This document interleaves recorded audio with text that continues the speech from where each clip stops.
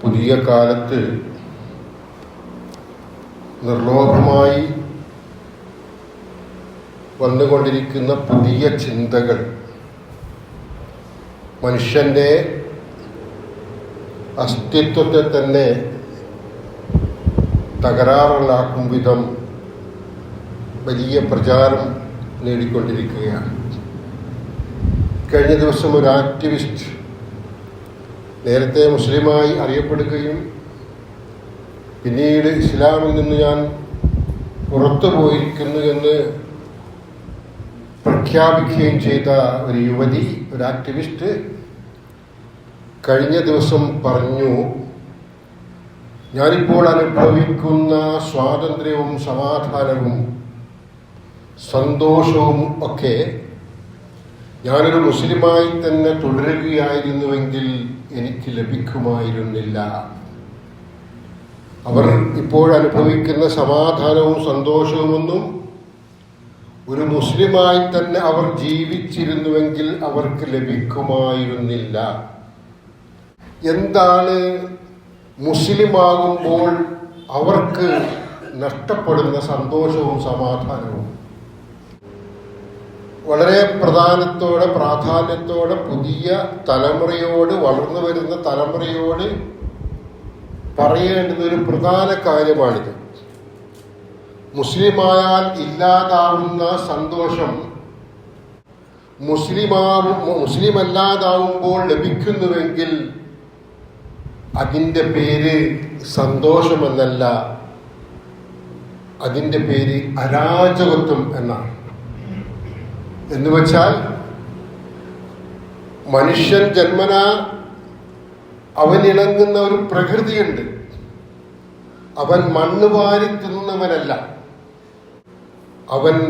അവൻ്റെതായ രീതിയിൽ അവനാവശ്യമായ ശരീരഘടനയിൽ അവന് ഉൾക്കൊള്ളാൻ കഴിയാവുന്ന വിധത്തിലുള്ള ഭക്ഷണ രീതികളും സ്വഭാവ സവിശേഷതകളുമൊക്കെ നിലനിന്നു പോരേണ്ടതുണ്ട്.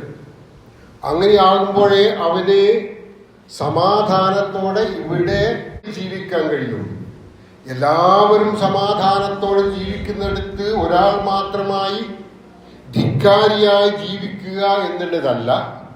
എല്ലാവരും സമാധാനപൂർവ്വം ജീവിക്കുന്നിടത്ത് ആ സമാധാനം ഏറ്റെടുത്തുകൊണ്ട് ഈ ആദർശം മുറുകെ പിടിച്ചെങ്ങനെ ജീവിക്കാൻ കഴിയും എന്നായിരിക്കണം വിശ്വാസി ചിന്തിക്കേണ്ടത്, ശ്രദ്ധിക്കേണ്ടത്. അങ്ങനെയാകുമ്പോൾ ഭക്ഷണം പലതുമുണ്ട് നമ്മുടെ നാട്ടിൽ. ദഹനത്തിന് ദഹിക്കാൻ പറ്റുന്ന ഒരുപാട് ഭക്ഷണങ്ങളുണ്ട്. മാംസാഹാരങ്ങളുണ്ട്, സസ്യാഹാരങ്ങളുണ്ട്. എന്നാലും സത്യവിശ്വാസിയെ സംബന്ധിച്ചിടത്തോളം ഭക്ഷണം കഴിക്കുക എന്നുള്ളത് അവന് ദഹിക്കാൻ കഴിയുന്നതൊക്കെയും കഴിക്കുക എന്ന അർത്ഥത്തിലല്ല. ഭക്ഷണം ഹലാലായിരിക്കണം. ഹലാലായ സമ്പാദ്യത്തിലൂടെ നേടിയെടുത്ത ഭക്ഷ്യവിഭവങ്ങളെ അവന് കഴിക്കാൻ മതം അനുവദിക്കുന്നുള്ളൂ. ഹറാമായ രീതിയിൽ ഉണ്ടാക്കുന്ന പണം കൊണ്ട് വാങ്ങുന്ന ഭക്ഷണം അത് പച്ചവെള്ളമായിരുന്നാൽ പോലും അവന്റെ വയറ്റിലേക്ക് പോകാൻ പാടില്ല. മറ്റൊന്ന്, ആ ഭക്ഷണം ത്വയ്യിബുമായിരിക്കണം, ഹലാലും ത്വയ്യിബുമായിരിക്കണം, അനുവദിക്കപ്പെട്ടതും നല്ലതുമായിരിക്കണം. ശരീരത്തിന് ദോഷം ചെയ്യുന്ന, ശാരീരികമായി പ്രയാസമുണ്ടാക്കുന്ന, രോഗാതുരമായ അവസ്ഥയിലേക്ക് അവരെ തള്ളിവിടുന്ന ഭക്ഷണങ്ങളൊന്നും കഴിക്കരുത്. ഇനി എങ്ങനെ കഴിക്കണം?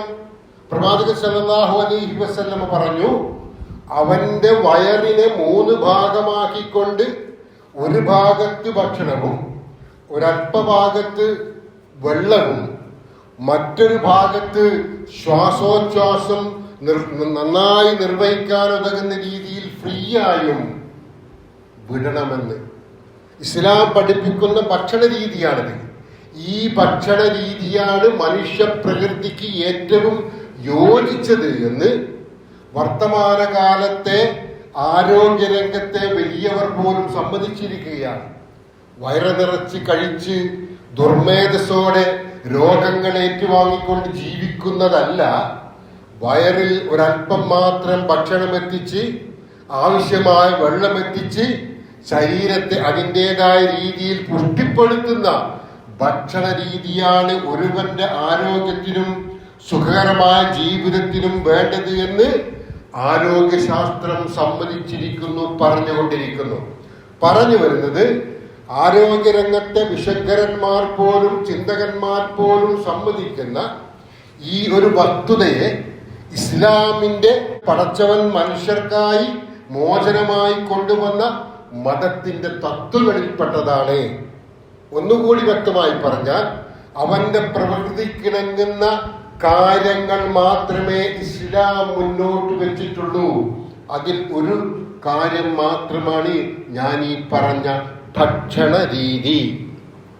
വേറെയും കുറെ കാര്യങ്ങളുണ്ട്. അവന്റെ ഇഷ്ടമനുസരിച്ച് അവന്റെ മനസ്സിൽ തോന്നുന്ന ചിന്തക്കനുസരിച്ച് ജീവിക്കേണ്ടവനല്ല. ആളുകളോട് അവനുണ്ടാകുന്ന പ്രയാസം, ആളുകളോട് അവനുണ്ടാകുന്ന ഇഷ്ടക്കുറവ് ആർത്തലച്ച് അവനെതിരെ, അവൻ ഉദ്ദേശിക്കുന്ന അല്ലെങ്കിൽ അവൻ നീരസമുള്ള ആൾക്കെതിരെ ആർത്തലച്ച് കുരച്ചു ചാടാനുള്ള ശൈലിയായിക്കൊണ്ട് നടക്കരുത്. അങ്ങനെയാകുമ്പോ അവർക്കിടയിൽ മാത്രമല്ല സമൂഹത്തിൽ പോലും സംഘർഷഭരിതമായ അന്തരീക്ഷമായിരിക്കും ഉണ്ടാവുക. സമാധാനത്തോടെ ജീവിക്കണം, മിതമായ രീതിയിലായിരിക്കണം നിങ്ങളുടെ ഭാഷണം, നിങ്ങളുടെ സംസാരം ഉണ്ടാവേണ്ടത്. ഒരാളെ പോലും നാവുകൊണ്ടോ കൈകൊണ്ടോ ആക്രമിക്കാൻ പാടില്ല എന്ന ഇസ്ലാമിന്റെ സന്ദേശമാണ്. നമുക്കൊരാളോട് പോലും നീരസം തോന്നിയാൽ എന്നിട്ട് പോലും അവനെ അടക്കി നിർത്തിക്കൊണ്ട് അവർക്കിടയിൽ ഭിന്നത, അകൽച്ച രൂക്ഷമാകാത്ത രീതിയിൽ കൊണ്ടുപോകാനുള്ള നിയമമായി നമ്മൾ കാണേണ്ടത്. പറഞ്ഞു വരുന്നത്, മനുഷ്യർക്കിടയിലെ സ്നേഹവും സഹകരണവും ഏറ്റവും മനോഹരമായ രീതിയിൽ കൊണ്ടുപോകത്തക്ക രീതിയിലുള്ള നിർദ്ദേശം ഇസ്ലാം മുന്നോട്ട് വെച്ചിട്ടുണ്ട്. അവന്റെ ശരീരബുദ്ധിക്ക് ആവശ്യമായ രീതിയിലുള്ള ഭക്ഷണ വ്യായാമ ക്രമീകരണങ്ങൾ ഇസ്ലാം മുന്നോട്ട് വെച്ചിട്ടുണ്ട്. അവന്റെ ജീവിതത്തിൽ ആവശ്യമായിട്ടുള്ള സുഖങ്ങളും ആസ്വാദനങ്ങളും ഇസ്ലാം വകവെച്ച് കൊടുത്തിട്ടുണ്ട്. ഒരു സ്ത്രീ ഒരു പുരുഷൻ എന്ന നിലയിൽ അവർക്കിടയിൽ യോജിപ്പുണ്ടാകാൻ, അവർ ഒന്നാവാൻ എന്തെന്ത് രീതിയിലുള്ള കാര്യങ്ങളാണ് നിർവഹിച്ചു പോവേണ്ടത്, അതിന്റെ ഗുണങ്ങൾ എന്തൊക്കെയാണെന്ന് ഇസ്ലാം പറഞ്ഞു തന്നിട്ടുണ്ട്. ഒരു സ്ത്രീയും പുരുഷനും തമ്മിൽ കാണുമ്പോ ഇഷ്ടപ്പെട്ട് അവർ ഒന്നായി ജീവിക്കുന്നു, ഇനി ഇഷ്ടം ഇല്ലാതാകുമ്പോ ഒഴിഞ്ഞു പോകാം എന്ന പുതിയ ചിന്ത ഒരിക്കലും ഇസ്ലാം അനുവദിക്കുന്നില്ല. അത്തരത്തിലുള്ള ഒരു കൂടിച്ചേരലല്ല, മറിച്ച് ആത്മീയമായ ഉത്കർഷത്തോടെ അവർ ഒന്നായി തീരണമെന്നാണ് ഇസ്ലാം മുന്നോട്ട് വെക്കുന്നത്. എന്തെന്നാൽ വൈവാഹിക ജീവിതത്തിലൂടെ ഇണയായി തുണയായി ഒത്തുചേരുന്ന രണ്ടുപേരും അവരുടെ ജീവിതാന്ത്യം വരെ, ജീവിതാന്ത്യം എന്ന് പറയുമ്പോ പിന്നെയും വർഷങ്ങളോളം അവർ ജീവിക്കും. അതിനിടയിൽ ഒരുപാട് ഘട്ടങ്ങൾ ഉണ്ടാവുന്നു. ശാരീരികമായ ക്ഷീണവും ചോർച്ചയും പ്രയാസവും ഉണ്ടാകും ആർക്കെങ്കിലും ഒരാൾക്ക്. അപ്പോൾ മറ്റൊരാൾ തുണയായി നിന്നുകൊണ്ട്, അങ്ങനെ പരസ്പരം ആശ്വസിപ്പിച്ചുകൊണ്ടും തണലായി നിന്നുകൊണ്ട് അവർ ഒന്നായി ജീവിക്കണം. അവരിലെ മക്കൾ, അവരിലെ തലമുറകൾ അവർക്കും സമൂഹത്തിനും നല്ലവരായി വളർന്നു വരണം.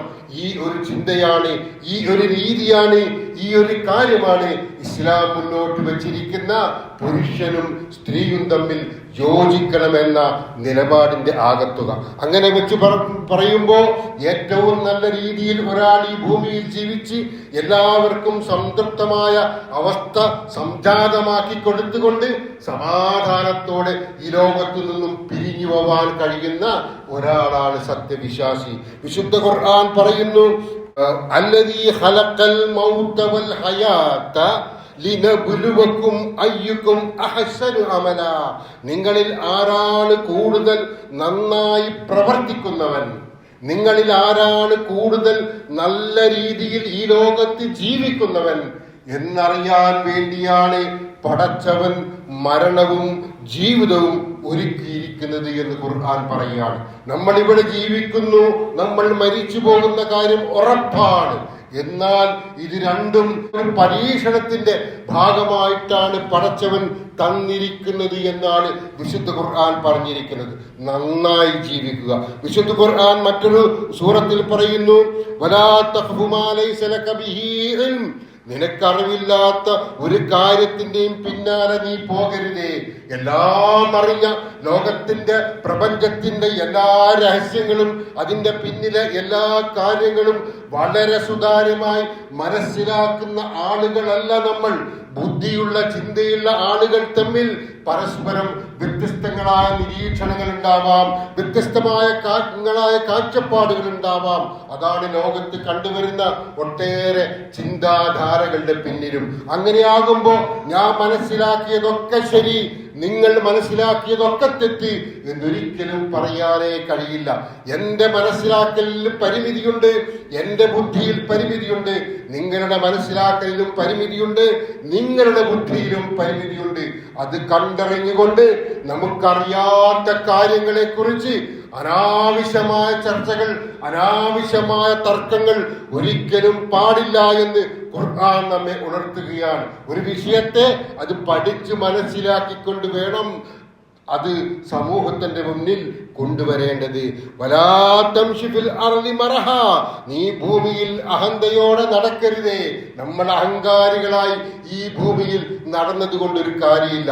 നടക്കാൻ കാല് തന്ന അല്ലാഹു ആ കാലിന്റെ ശേഷി നശിപ്പിക്കാനും ഇല്ലാതാക്കാനും കഴിവുള്ളവരാണ് എന്ന് തിരിച്ചറിയാൻ നമുക്ക് കഴിയണം. അങ്ങനെയാകുമ്പോ നമ്മുടെ നടത്തത്തിൽ മിതത്വം ഉണ്ടാകും. ഖുർആൻ പറയുന്നു, നോക്കൂ, വലാ തംശി ഫിൽ അർളി മറഹ, നീ ഭൂമിയിൽ അഹങ്കാരത്തോടെ നടക്കരുതേ. ഇന്നക ലൻ തഖ്രിഖൽ അർള്, ഈ ഭൂമിയെ നിനക്ക് പിളർത്താൻ കഴിയില്ല. ഞാനൊരു കാലടി മുന്നോട്ട് വെച്ചാൽ ആ കാലിയുടെ ശബ്ദത്തിൽ ഏതെങ്കിലും ആനിമേഷൻ കാര്യങ്ങളിലൊക്കെ അത്തരത്തിൽ കാണാം. കാലം എടുത്തു വെക്കുമ്പോൾ ഭൂമി അങ്ങ് പിളരുന്നത്. അങ്ങനെ ഒരിക്കലും മനുഷ്യന് കഴിയില്ല. ഈ ഭൂമിയുടെ ആഴത്തിലേക്ക് നിന്നെ അവസാനം കൊണ്ടുപോവുകയും ആ ഭൂമിക്കടിയിൽ നീ ചീഞ്ഞളിഞ്ഞ് ഇല്ലാതാകുകയും ചെയ്യും എന്നാണ് നീ ഓർക്കേണ്ടത്. ഈ ഭൂമിയെ നിന്റെ അഹങ്കാരത്തോടെ ധിക്കാരത്തോടെ പിളർത്താൻ നിനക്ക് കഴിയില്ല. വലൻ തബ്ലുഗൽ ജിബാല തൂലാ, വലൻ തബ്ലുഗൽ ജിബാല തൂലാ, ഉയരത്തിൽ നിനക്ക് പർവ്വതങ്ങൾക്കൊപ്പം എത്താനും കഴിയില്ല കേട്ടോ. ഞാൻ വലിയവനാണ്, ഞാനാണ് ഏറ്റവും വലിയവൻ. ഫിർഔൻ അഹങ്കരിച്ചു, അതുപോലെ അഹങ്കരിച്ച് നടക്കണ്ട. പർവ്വതങ്ങളോളം ഉയരാൻ അതുപോലെ ശക്തമായ രീതിയിൽ നാട്ടപ്പെട്ട ഒന്നായി, ഈ ഭൂമി ഇളകാതിരിക്കാൻ നാട്ടപ്പെട്ട ഒരാണിയായി ഇവിടെ ജീവിക്കാൻ നിലനിൽക്കാൻ നിനക്ക് കഴിയില്ല. അത്രയൊന്നും നീ പോരാ. ഒരു വലിയ പർവ്വതത്തിന്റെ മേൽ കാല് വെച്ച് കയറി കയറി കയറി മുന്നോട്ടെത്തുമ്പോഴേക്കും നീ തളർന്നു പോകും, നീ തളർന്നു വീഴും. അതുകൊണ്ട് അഹങ്കരിക്കേണ്ട മനുഷ്യ, ഏറ്റവും മിതമായ രീതിയിൽ നിന്റെ അസ്തിത്വവും വ്യക്തിത്വവും തിരിച്ചറിഞ്ഞുകൊണ്ട് വേണം നീ ഇവിടെ ജീവിക്കാൻ എന്ന് ഖുർആൻ പറയുകയാണ്. വിശുദ്ധ ഖുർആൻ സൂറത്തുൽ അൻആമിൽ പറയുന്നു, വലാ തഖറബുൽ ഫവാഹിഷ മാ ളഹറ മിൻഹാ വമാ ബത്ൻ, പ്രത്യക്ഷവും പരോക്ഷവുമായ നീചവൃത്തികളെ നിങ്ങൾ സമീപിച്ചു പോകല്ലേ. എത്ര മനോഹരമാണ് ഞാൻ ഈ ഓതിയ 3 ഖുർആൻ വചനങ്ങളിലൂടെ മനുഷ്യനോട് അള്ളാഹു കൽപ്പിച്ച സ്വഭാവ സവിശേഷത. ഒന്ന് പറയുന്നത്, നിങ്ങളിൽ ആരാണ് ഏറ്റവും നന്നായി പ്രവർത്തിക്കുന്നവൻ എന്ന പരീക്ഷണമാണ് ഈ ലോകത്ത്. മറ്റൊന്ന്, അറിവില്ലാത്ത കാര്യത്തിന്റെ പിന്നാലെ നീ പോകരുത്. നിനക്ക് ഭൂമിയെ പിളർത്താനാവൂല, നിനക്ക് പർവ്വതത്തോളം ഉയരാനും കഴിയില്ല. അതുകൊണ്ട് നീ അഹങ്കരിക്കരുത്. ഇവിടെ പറയുന്നു, പ്രത്യക്ഷവും പരോക്ഷവുമായ നീചവൃത്തികളെ, തെമ്മാടിത്തങ്ങളെ, തോന്നിവാസങ്ങളെ നീ നിന്റെ ജീവിതത്തിന്റെ ഭാഗമായി കൊണ്ടുപോകരുത് എന്ന്. എങ്കിൽ ഈ പറയുന്ന കാര്യങ്ങൾ അനുസരിക്കുമ്പോൾ തന്നെ ഒരുവൻ നല്ലവനായിത്തീരും, ഒരുവൻ ശുദ്ധനായിത്തീരും. അങ്ങനെ ശുദ്ധിയോടെ നല്ലവനായി ജീവിച്ച് പിരിഞ്ഞു പോവുക എന്നുള്ളതായിരിക്കണം നമ്മുടെ ദൗത്യത്തിന്റെ ഭാഗം എന്ന് നാം അറിയുക. ഈ കാലത്ത് നമ്മൾ കേട്ടുകൊണ്ടിരിക്കുന്ന വല്ലാത്ത കുറെ വാക്കുകളുണ്ട്. സ്ത്രീക്കും പുരുഷനും എന്തിനാണ് 2 ബാത്റൂം, എന്തിനാണ് 2 റൂമുകൾ? ഒന്നിച്ചുറങ്ങിക്കൂടെ? ഒരു ഹോസ്റ്റലിൽ, ഒരു റൂമിൽ, ഒരു കട്ടിലിൽ ഒന്നിച്ചുറങ്ങുന്നതിന് എന്താണ് തടസ്സം? ആരാണ് ഈ വിവേചനം സൃഷ്ടിച്ചത്? ഒരേ ഒരു ബാത്റൂമിൽ സ്ത്രീയെന്നും പുരുഷനെന്നും എഴുതി വെക്കാതെ ഒരേ രീതിയിൽ പെരുമാറിക്കൂടെ? ആരാണ് അതിന് തടസ്സം നിൽക്കുന്നത്? മതമല്ല, വിഷമാണ് അതിന് തടസ്സം നിൽക്കുന്നത് എന്നൊക്കെ പറഞ്ഞുകൊണ്ട് ആക്രോശിക്കുന്ന കുറെ കാര്യങ്ങൾ നമ്മളത് കേട്ടുകൊണ്ടിരിക്കുകയാണ്. സമൂഹത്തിന്റെ സുസ്ഥിതിയെ കുറിച്ച് അവർ ചിന്തിക്കുന്നില്ല. ഒരു സ്ത്രീ, ഒരു പുരുഷൻ ഒരേ ഒരു നിമിഷം ഒറ്റക്കായാൽ പോലും അവിടെ ഇബ്ലീസ് അവരെ സ്വാധീനിക്കുമെന്നുള്ളതിന് വർത്തമാനകാലത്തെ ഒരുപാട് സംഭവങ്ങൾ തെളിവാണ്. കൊന്നും കൊടുത്തും ആത്മഹത്യ, ഗർഭഛിദ്രം പോലുള്ള ഒരുപാട് സംഭവങ്ങൾ നമ്മൾ കേട്ടുകൊണ്ടിരിക്കുകയാണ്. എങ്ങനെയാണത്? ബസ്സിൽ പോയി കുറച്ച് ദിവസം കഴിയുമ്പോൾ ബസ്സിലെ ഡ്രൈവറുമായി, ബസ്സിലെ കണ്ടക്ടറുമായി, ഓട്ടോറിക്ഷ ഡ്രൈവറുമായി, സ്കൂൾ അധ്യാപകരുമായി, ക്ലാസ്മേറ്റുമായി, അങ്ങനെ ഒരുപാട് അവിഹിത കഥകൾ നിറഞ്ഞുകൊണ്ടിരിക്കുകയാണ് ഇവിടെ. അവിടെയൊക്കെ ബുദ്ധിമുട്ടുന്നത്, പ്രയാസപ്പെടുന്നത് സ്ത്രീകളാണ്. ഇസ്ലാം വളരെ മനോഹരമായിക്കൊണ്ട് തന്നെയാണ് ഈ വൈവാഹിക ജീവിതം, അല്ലെങ്കിൽ സ്ത്രീയും പുരുഷനും എങ്ങനെയാണ് സൗഹൃദം പങ്കുവെക്കേണ്ടത്, എങ്ങനെയാണ് ഒന്നാവേണ്ടത്, എത്രയൊക്കെ അതിനാവാം, എത്രയൊക്കെ അതിനായിക്കൂടാ എന്ന് പഠിപ്പിച്ചിട്ടുണ്ട്. നിങ്ങളൊന്ന് ആലോചിക്കണം. എനിക്ക് പെൺമക്കളുണ്ട്, നിങ്ങൾക്ക് പെൺമക്കളുണ്ട്. എന്റെ സഹോദരി, എന്റെ ഉമ്മ, എന്റെ ഭാര്യ, എന്റെ പെൺമക്കൾ, അവർക്ക് സ്വസ്ഥമായി സ്വൈര്യമായി ഇവിടുന്ന് പുറത്തു പോവാൻ കഴിയണം. അവർക്ക് ആരാധനാലയങ്ങളിൽ പോവാൻ കഴിയണം, അവർക്ക് ആശുപത്രിയിൽ പോവാൻ കഴിയണം, അവർക്ക് ബസ്സിൽ വാഹനങ്ങളിൽ യാത്ര ചെയ്യാൻ കഴിയണം. അവർക്ക് എന്താവശ്യമുണ്ടോ അതൊക്കെ നിർവഹിക്കാൻ, സ്വതന്ത്രമായി നിർവഹിക്കാനുള്ള സംവിധാനം ഉണ്ടാവണം. അവർക്ക് ജോലിക്ക് പോവാൻ കഴിയണം.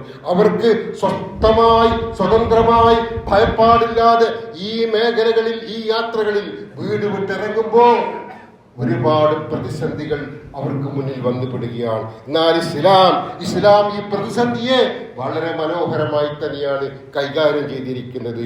അന്യസ്ത്രീയും അന്യപുരുഷനുമായി എങ്ങനെ ഇടപെടണം? ലാ യഖ്ലുവന്ന റജുലുൻ ബിംറഅത്തിൻ ഇല്ലാ കാന സാലിസുഹുമാ ശൈത്താൻ. ഒരു പുരുഷനും ഒരു സ്ത്രീയും മാത്രമായി ഒരു സ്ഥലത്ത് ഒരുമിക്കല്ലേ. ഒരു പുരുഷനും ഒരു സ്ത്രീയും മാത്രമായി ഒരു സ്ഥലത്ത് ഒരുമിക്കല്ലേ. അവിടെ മൂന്നാമതായി പിശാചുണ്ടാകും എന്ന പ്രവാചകന്റെ വചനം അക്ഷരാർത്ഥത്തിൽ ശരിയാണെന്ന് ബോധ്യപ്പെടുത്തുന്ന സംഭവങ്ങൾ നിറഞ്ഞുകൊണ്ടിരിക്കുക. ഒരാൾ കൂടി വേണം, മറ്റൊരാൾ കൂടി വേണം, ബന്ധുവായ ഒരാൾ കൂടി വേണം, ഏറ്റവും അടുത്ത ഒരാൾ കൂടി വേണം. ഒന്നിലധികം അല്ലെങ്കിൽ 2-ലധികം ആളുകൾക്കിടയിലാണെങ്കിൽ സാരമില്ല, അത് ശ്രദ്ധിക്കപ്പെടും, അത് നിരീക്ഷിക്കപ്പെടും. എന്നാൽ ഈ ഒരു സാഹചര്യം എല്ലാവരും ദുരുപയോഗം ചെയ്യും. അതിൽ ദുരുപയോഗം ചെയ്യുന്നതിൽ മുന്നിൽ നിൽക്കുന്നത് പുരുഷനാണ്. ദുരുപയോഗപ്പെട്ടു പോകുന്നതിൽ, കുടുങ്ങി പോകുന്നതിൽ സ്ത്രീകളും ആണ് ഉള്ളത് എന്ന് നാം മനസ്സിലാക്കി. രണ്ടാമത് ഇസ്ലാം പറഞ്ഞിരിക്കുന്നത് വസ്ത്രധാരണ രീതിയാണ്. ഏറ്റവും മാന്യമായ രീതിയിൽ, ഞാൻ നേരത്തെ സൂചിപ്പിച്ചതുപോലെ, വീട് വിട്ട് പുറത്തു പോകുമ്പോൾ ഒരു സ്ത്രീക്ക് മാന്യമായി പുറത്തു പോയി തിരിച്ചു വരാൻ ഉതകുന്ന വസ്ത്രധാരണ രീതിയാണ് ഇസ്ലാം നൽകിയിരിക്കുന്നത്. നമ്മൾ ഈ ഹേമ കമ്മിറ്റിയെ കുറിച്ച് കേട്ടിരുന്നു. സിനിമാ മേഖലയിലുള്ള സ്ത്രീകളുടെ ദുരവസ്ഥയെ കുറിച്ച് പഠിച്ച ഒരു കമ്മിറ്റി. ആ കമ്മിറ്റിയിലെ 3 അംഗങ്ങളിൽപ്പെട്ട ഒരു സിനിമാ നടി, പഴയകാല സിനിമാ നടി, അവർ എഴുതിയിരിക്കുന്നത് ആ ഹേമ കമ്മിറ്റി റിപ്പോർട്ടിൽ പ്രത്യേകം പരാമർശിച്ചിട്ടുണ്ട്. സ്ത്രീകളുടെ വേഷവിധാനമാണ് സിനിമാ മേഖലയിൽ സ്ത്രീകൾ കൂടുതൽ പീഡിപ്പിക്കപ്പെടുന്നതിന് നിമിത്തമായി കാരണമായി തീരുന്നത്. അതുകൊണ്ട് തന്നെ അവരുടെ വസ്ത്രധാരണ രീതി ശരീരം കാഴ്ചവെച്ചുകൊണ്ട്, ശരീരം പ്രദർശിപ്പിച്ചുകൊണ്ടുള്ളതാവരുത് എന്ന് പറഞ്ഞിരിക്കുന്നത് ആ ഹേമ കമ്മിറ്റി റിപ്പോർട്ടിലെ 3 അംഗങ്ങളിൽപ്പെട്ട പഴയകാല സിനിമാ നടിയാണ്. ഒരു മുസ്ലിം സ്ത്രീ പറഞ്ഞതല്ല. അപ്പം വസ്ത്രധാരണ രീതിയിൽ അപകടങ്ങളുണ്ട്, അപകടങ്ങളുടെ ഇല്ലായ്മയുമുണ്ട്. ഇസ്ലാം മുന്നിൽ വെച്ചിരിക്കുന്നത് മാന്യമായ രീതിയിൽ, അന്തസ്സായ രീതിയിൽ ഒരു സ്ത്രീക്ക് പുറത്തു പോയി വരാനുതകുന്ന വസ്ത്രധാരണ രീതിയാണ്. അതുപോലെ കൊഞ്ചിക്കൊഴിഞ്ഞുള്ള സംസാരം, നടത്തം, അതിനെയൊക്കെ ഇസ്ലാം നിഷേധിച്ചിരിക്കുകയാണ്. വനിസാഉൻ, ഒരു സ്ത്രീ, കാസിയാത്തുൻ ആരിയാത്തും, അവൾ അതാ വസ്ത്രം ധരിച്ചിട്ടുണ്ട് എന്നാൽ വസ്ത്രം ധരിച്ചിട്ടില്ല. കാസിയാത്തുൻ ആരിയാത്തുൻ, അവൾ വസ്ത്രം ധരിച്ചിട്ടുണ്ട്, എന്നാൽ വസ്ത്രം ധരിച്ചിട്ടില്ല, നഗ്നയാണവൾ. പേരിന് വസ്ത്രം ധരിച്ചിട്ടുണ്ട്. മുമീലാത്തുൻ മാഇലാത്തുൻ, ചാഞ്ഞും ചെരിഞ്ഞും കുണുങ്ങി നടക്കുന്നു അവർ.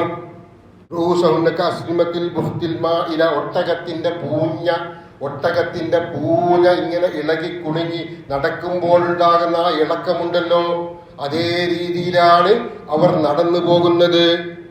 ലാ യദ്ഖുലുൽ ജന്ന, അവർ സ്വർഗത്തിൽ പ്രവേശിക്കൂല കേട്ടോ. അങ്ങനെ പുരുഷന്മാരെ വശീകരിക്കാൻ ഈ തെരുവിലൂടെ കുണുങ്ങി വസ്ത്രം ധരിച്ചിട്ടുണ്ട്, ഇല്ല. അക്കോലത്തിൽ ആളുകളെ വശീകരിക്കാൻ മേക്കപ്പും ഇട്ട് ധരിച്ചു പോകുന്ന സ്ത്രീകളെ കുറിച്ച് പറയുന്നു, അവർ സ്വർഗത്തിൽ പ്രവേശിക്കുന്നില്ല.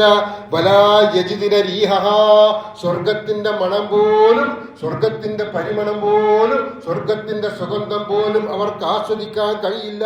വഇന്ന റീഹഹാ ലയൂജദു മിൻ മസീറത്തി കദാ വകദാ, സ്വർഗത്തിന്റെ പരിമളമാവട്ടെ ഇന്ന സ്ഥലത്തോളം വ്യാപിച്ചു കിടക്കുന്നതാണ്, അതിനും അകലെയായിരിക്കും, സ്വർഗത്തിന്റെ എത്രയോ അകലെയായിരിക്കും ഇത്തരത്തിൽ വേഷവിധാനത്തിൽ ആളുകളെ മയക്കി നടന്നു പോകുന്ന സ്ത്രീകളുടെ സ്ഥാനമെന്ന് പ്രവാചകൻ സല്ലല്ലാഹു അലൈഹി വസല്ലം ഉണർത്തിയിരിക്കുകയാണ്. അപ്പോൾ വേഷവിധാനത്തിൽ അന്തസ്സുണ്ട്, അന്തസ്സാണ് ഇസ്ലാം നൽകിയിരിക്കുന്നത്. സ്വഭാവത്തിലും പെരുമാറ്റത്തിലും അന്തസ്സുണ്ട്, ആ അന്തസ്സാണ് ഇസ്ലാം മുന്നോട്ട് വച്ചിരിക്കുന്നത്.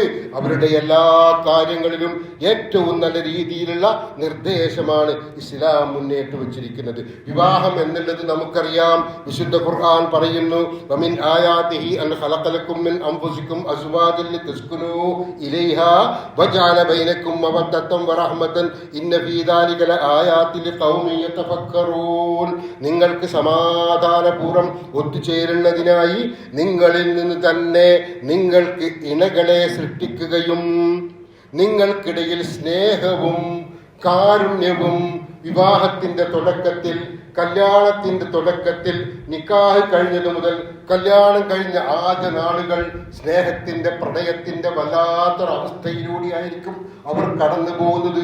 പിന്നെ ജീവിതത്തിന്റെ പരുപരുത്ത സമയങ്ങളിലൂടെ മുന്നോട്ട് പോയി പ്രായം കൂടി അങ്ങനെയാകുമ്പോഴോ മനസ്സിൽ നിന്നും സ്നേഹവും പ്രേമവും കൊഴിഞ്ഞു പോവുകയല്ല, അതിന് കുറച്ചുകൂടി മാറ്റി വർദ്ധിപ്പിച്ചുകൊണ്ട് അവരുടെ ഹൃദയത്തിലേക്ക് മനസ്സിലേക്ക് കാരുണ്യം ഇട്ടുകൊടുത്തു അല്ലാഹു. അന്ന് ആ കാരുണ്യം അവർക്കുള്ളത് കൊണ്ടാണ് അവർക്ക് പരസ്പരം താലോലിക്കാനും സ്നേഹിക്കാനും പരസ്പരം സഹായിക്കാനും, എഴുന്നേക്കാൻ കഴിയാത്ത ഭാര്യയെ എഴുന്നേക്കാൻ കഴിയാത്ത ഭർത്താവിനെ താങ്ങി പിടിച്ചുകൊണ്ട് എഴുന്നേൽപ്പിക്കാനും ഭക്ഷണം വായിൽ വെച്ചു കൊടുക്കാനും ഒക്കെ കഴിയുന്നത്. അങ്ങനെ അവരുടെ ഹൃദയത്തിലേക്ക് പ്രണയവും കാരുണ്യവും നൽകിയിരിക്കുന്നത് അള്ളാഹുവാണ്. എന്താണ് ഇതിന് കാരണം? നിങ്ങൾക്ക് സമാധാനപൂർവ്വം ജീവിക്കാൻ കഴിയണം.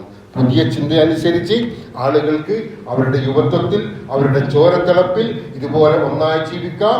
ഏതെങ്കിലും ഒരാൾക്ക് വേണ്ട എന്ന് തോന്നുകയാണെങ്കിൽ അവർക്ക് പിരിയാം. അപ്പൊ ചിലപ്പോൾ സ്ത്രീ ഗർഭിണിയായിരിക്കും, അവൾ പ്രസവിക്കട്ടെ, വിധവയായി പ്രസവിക്കട്ടെ. ഇത്തരത്തിലുള്ള ചിന്തകൾ കൊണ്ട് പാശ്ചാത്യൻ, പ്രത്യേകിച്ചും യൂറോപ്യൻ രാജ്യങ്ങളിൽ ഒരുപാട് കണക്കില്ലാത്ത വിധത്തിൽ വിധവകൾ വർദ്ധിച്ചിരിക്കുന്നു.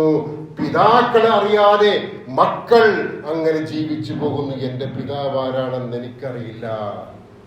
ആ ഒരു ചിന്തയാണ് ഇവിടെ നമ്മൾ സ്കൂൾ തലങ്ങളിൽ വരെ കൊണ്ടുവരാൻ പോകുന്നത്. നോക്കൂ, പ്രവാചകൻ പറഞ്ഞു, യാ മാശറ ശബാബ്, യുവാക്കളെ, മനിസ്തത്താൽ ബാഅത ഫൽയതസവ്വജൂ, നിങ്ങളിൽ കഴിവുള്ളവർ, കല്യാണം കഴിക്കാൻ കഴിയുന്നവർ കല്യാണം കഴിക്കണേ. കല്യാണം കഴിക്കാതെ ഇങ്ങനെ ജീവിച്ചു പോകരുതേ. എന്തെങ്കിലും കാരണം കൊണ്ട് കല്യാണം കഴിക്കാൻ കഴിയാതെ പോയാൽ അവർ നോമ്പനുഷ്ഠിക്കട്ടെ, മനസ്സിൽ തെക്കുവയുണ്ടാകും. എന്താണ് കല്യാണം കഴിക്കേണ്ടത്, കല്യാണം കഴിക്കണമെന്ന് പറയാൻ കാരണം? അവർക്ക് അവരുടെ കണ്ണുകളെ താഴ്ത്താൻ കഴിയും.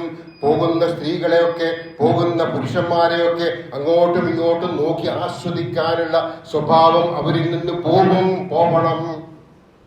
അവർക്ക് അവരുടെ സ്വകാര്യ അവയവങ്ങളെ ലൈംഗിക അവയവങ്ങളെ സംരക്ഷിക്കാനും സുരക്ഷിതമാക്കാനും കഴിയും. അള്ളാഹു അനുവദിച്ച രീതിയിൽ മാത്രം അത് കൈയാളുന്നതിലൂടെ ആ ഒരു സ്വഭാവവും അവർക്കുണ്ടാവും. മനുഷ്യ സഹജമായ ഇഷ്ടങ്ങളും പ്രണയവും ഒക്കെ അള്ളാഹു അനുവദിച്ച രീതിയിൽ വിവാഹം കഴിച്ചുകൊണ്ട് നിർവഹിക്കണമെന്നാണ് ഇവിടെ പറഞ്ഞിരിക്കുന്നത്. വിശുദ്ധ ഖുർആൻ സൂചിപ്പിക്കുകയാണ്, യാ അയ്യുഹന്നാസു തഖൂ റബ്ബക്കുമുല്ലദീ ഖലഖകും മിൻ നഫ്സിൻ വാഹിദ വഖലഖ മിൻഹാ സൗജഹാ വബസ്സ മിൻഹുമാ റിജാലൻ കസീറൻ വനിസാ. മനുഷ്യരെ, നിങ്ങളെ ഒരേ ആത്മാവിൽ നിന്നും സൃഷ്ടിക്കുകയും അതിൽ നിന്ന് തന്നെ അതിന്റെ ഇണയെയും സൃഷ്ടിക്കുകയും അവർ ഇരുവരിൽ നിന്നുമായി ധാരാളം പുരുഷന്മാരെയും സ്ത്രീകളെയും വ്യാപിപ്പിക്കുകയും ചെയ്തവനായ നിങ്ങളുടെ രക്ഷിതാവിനെ നിങ്ങൾ സൂക്ഷിക്കണേ. ഇവിടെ തലമുറകൾ ഉണ്ടാവണം. ഇവിടെ തലമുറകൾ ഉണ്ടാകുമ്പോൾ ജനിച്ചു വീഴുന്ന കുഞ്ഞ് എൻ്റെ പിതാവാരാണ്, എൻ്റെ മാതാവാരാണ് എന്ന വ്യക്തമായ ബോധ്യത്തോടെ അന്തസ്സോടെ ഇവിടെ ജനിച്ചു വളരാൻ കഴിയണം. ഒരു വ്യക്തമായ മേൽവിലാസം അവനുണ്ടാവണം. ആ മേൽവിലാസമാണ് ഇസ്ലാം നിർദ്ദേശിച്ച വൈവാഹിക കർമ്മത്തിലൂടെ കൊടുത്തു പോകുന്നത്. പ്രവാചകൻ സല്ലല്ലാഹു അലൈഹി വസല്ലം പറയുകയാണ്, വഇസ്സതി ലാ അജ്മഉ അലാ അബ്ദി ഖൗഫൈൻ വഅംനൈൻ. അള്ളാഹു പറയുന്നതായിട്ടാണ് പ്രവാചകൻ പഠിപ്പിക്കുന്നത്. എന്ന് വെച്ചാൽ ഹദീസുകൾ പല രീതിയിലുമുണ്ട്. ഇത് ഖുദ്സിയായ ഹദീസാണ്. പ്രവാചകൻ പറയുകയാണ്, അള്ളാഹു അറിയിച്ചിരിക്കുന്നു. അങ്ങനത്തെ ആ ഹദീസിൽ പറയുകയാണ്, എന്റെ അടിമകൾക്ക് രണ്ട് ലോകത്തും ഒരേ അവസ്ഥ ഉണ്ടാവൂല. എന്റെ അടിമക്ക് രണ്ട് ലോകത്തും ഒരേ അവസ്ഥ ഉണ്ടാവുക എന്ന് വെച്ചാൽ ഈ ലോകത്ത് സർവതന്ത്ര സ്വതന്ത്രരായി ജീവിക്കുകയും ആരെയും ഭയപ്പെടാതെ തന്നിഷ്ടമനുസരിച്ച് ജീവിക്കുകയും അങ്ങനെ മരിച്ചു പോവുകയും പരലോകത്തും അതേ രീതിയിൽ ജീവിക്കാൻ കഴിയുകയും ചെയ്യുക എന്നൊരു അവസ്ഥ ഉണ്ടാവൂല. ഈ ലോകത്ത് പ്രയാസങ്ങൾ സഹിച്ച് ബുദ്ധിമുട്ടി പല രീതിയിലും പ്രയാസം അനുഭവിച്ച് ജീവിക്കുന്നു. മരിച്ചു കഴിഞ്ഞാലും അതേപോലെ പ്രയാസങ്ങൾ ഏറ്റെടുത്തുകൊണ്ട് ജീവിക്കേണ്ടി വരും. അതും ഉണ്ടാവൂല. ഈ ലോകത്ത് സുഖലോലുപനായി ജീവിക്കുന്ന ആളിന് പരലോകത്ത് അള്ളാഹുവിനെ ഭയപ്പെടേണ്ടി വരും. അള്ളാഹുവിന്റെ ശിക്ഷ ഏറ്റുവാങ്ങേണ്ടി വരും. ഇവിടെ സുഖിച്ചാൽ അവിടെ ദുഃഖിക്കേണ്ടി വരും. ഇവിടെ കുറച്ച് പ്രയാസങ്ങൾ അനുഭവിച്ചാലോ പടച്ചവന്റെ നിർദ്ദേശങ്ങൾ നേരത്തെ സൂചിപ്പിച്ചതുപോലെ സർവതന്ത്ര സ്വതന്ത്രനായി ജീവിക്കാതെ പടച്ചവൻ പറഞ്ഞ നിയമങ്ങൾക്ക് ഒതുങ്ങി നിന്നുകൊണ്ട് ജീവിക്കുമ്പോൾ ചില പ്രയാസങ്ങൾ ഉണ്ടാവാം. ഇഷ്ടം പോലെ സമ്പാദിക്കാൻ കഴിഞ്ഞുകൊള്ളണമെന്നില്ല. ഹലാലായ മാർഗം നോക്കേണ്ടി വരും. മുന്നിലുള്ള ഭക്ഷണങ്ങളെല്ലാം കഴിക്കാൻ കഴിഞ്ഞുകൊള്ളണമെന്നില്ല. ഹലാലായ ഭക്ഷണമാണോ എന്ന് നോക്കേണ്ടി വരും. അങ്ങനെ എല്ലാ കാര്യങ്ങളിലും ഒരുപാട് പ്രയാസങ്ങളും ബുദ്ധിമുട്ടുകളും ഒക്കെ ഉണ്ടാവും. അല്ലാതെ ജീവിതത്തിൽ പടച്ചവൻ നൽകുന്ന പരീക്ഷണങ്ങളും ഉണ്ടാവും. അവിടെയൊക്കെ തവക്കൽ ചെയ്ത് ജീവിച്ചാൽ നാളെ പരലോകത്ത് ഇവിടെ ആർമാദിച്ച് ജീവിക്കുന്നവനേക്കാൾ മനസ്സമാധാനത്തോടെ അവിടെ വിശ്വാസിക്ക് ജീവിക്കാൻ കഴിയും. രണ്ട് ലോകത്തും ഒരേ അവസ്ഥ ഉണ്ടാവൂല. ഇവിടെ പടച്ചവനെ ഭയപ്പെട്ട് ജീവിച്ചാൽ പരലോകത്ത് സന്തോഷകരമായ ഒരിക്കൽ പോലും വിഷമം അനുഭവിക്കേണ്ടതില്ലാത്ത ജീവിതമായിരിക്കും പടച്ചവൻ പ്രദാനം ചെയ്യുക. അത്തരത്തിൽ ജീവിക്കുന്ന മുവഹിദുകളുടെ കൂട്ടത്തിൽ അള്ളാഹു നമ്മെ ഉൾപ്പെടുത്തുമാറാവട്ടെ. അഖൂലു ഖൗലി ഹാദാ വസ്തഗ്ഫിറുല്ലാഹ ലി വലക്കും ഫസ്തഗ്ഫിറൂഹു ഇന്നഹു ഹുവൽ ഗഫൂറുർ റഹീം.